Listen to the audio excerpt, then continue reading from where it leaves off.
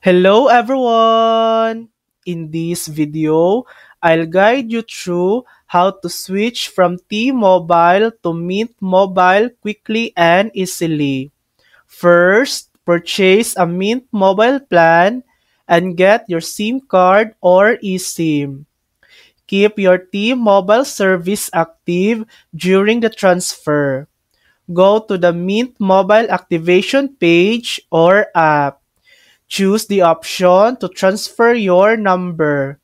Enter your T-Mobile account number, transfer PIN, and billing zip code. Follow the on-screen instructions to complete activation. Your number will be moved to Mint Mobile once confirmed. And that's it.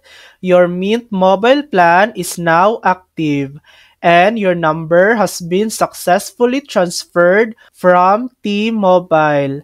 Thanks for watching. If this video helped you, please like and subscribe for more helpful tutorials.